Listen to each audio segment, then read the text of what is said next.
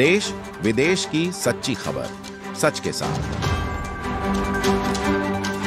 आप देख रहे हैं नेशनल इंडिया न्यूज।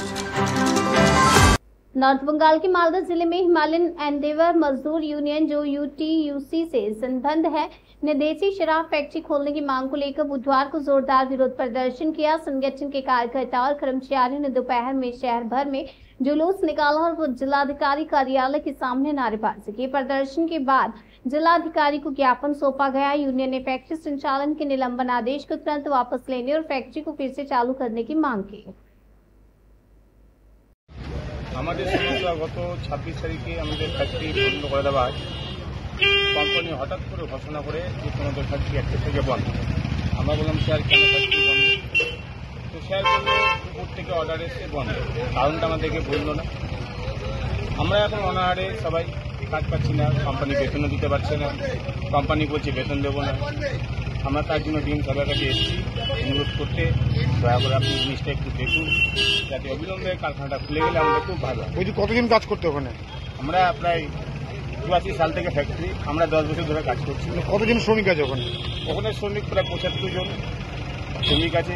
75 জন মানে 400 জন পরিবার সব নিয়ে, এক একজনের পরিবারে 4 জন করে যদি থাকে 400টা লোক, তারা এখন অনাহারে আছে। কোনো রকম আর্থিক সহায়তা পাচ্ছেন না? না, কোনো রকম আর্থিক সহায়তা নেই। আমাদের ম্যানেজমেন্ট বলছে আমরা বেতন দিতে পারবো না, যেহেতু সরকার বন্ধ করছে, এটা সরকার দায়ী। সরকার দায়িত্ব। আপনার নাম? আমার নাম উজ্জ্বল পোদ্দার। হ্যাঁ, উজ্জ্বল পোদ্দার। সরকার তো ওখানে জড়িত আছে। কেন ডেপুটেশন দিবেন? আমরা আজকে ডেপুটেশন দিতে এসেছি ডিস্ট্রিক্ট ম্যাজিস্ট্রেটকে। তার কারণ হচ্ছে যে ওল্ড মালদা জেলায় ওল্ড মালদাতে একটা মদের কারখানা আছে, হিমালয়ান এন্ডেভার প্রাইভেট লিমিটেড, যেটা 1984 সাল থেকে চলে আসছে।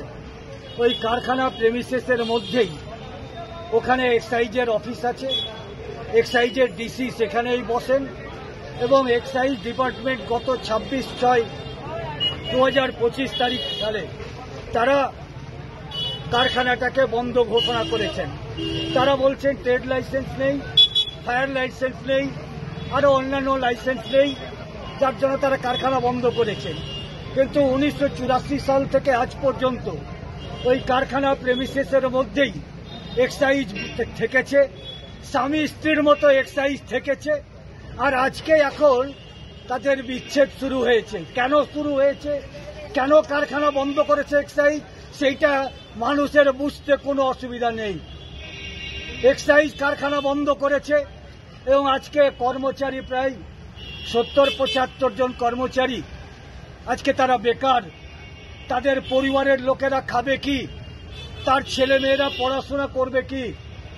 আজকে মাননীয় মুখ্যমন্ত্রী বলছেন পরিযায়ী শ্রমিকদেরকে তোমরা বাইরে থেকে চলে আসো, মালদায় রাজ্যে চলে আসো, কাজ পাবে।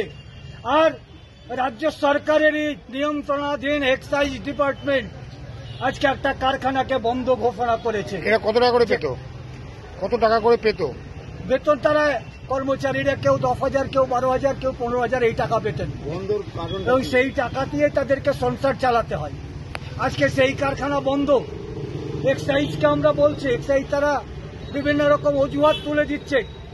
আমরা মালিক পক্ষকে বলছি, মালিক পক্ষ বলছে এক্সাইজ বললেই আমরা চালু করে দিব। আজকে কারখানা বন্ধ করে দেওয়া হয়েছে। এর ভিতরে একটা যোগ সাজস ষড়যন্ত্র আছে এবং সেই ষড়যন্ত্র ডাল মে কুছ কালা হ্যায়। এবং এই জায়গার উপরে দাঁড়িয়ে আমরা আজকে ডিএম সাহেবের কাছে এসেছি। আমরা ডিএম সাহেবের দৃষ্টি আকর্ষণ করতে এসেছি যে অবিলম্বে এই কারখানাটা চালু করা হোক।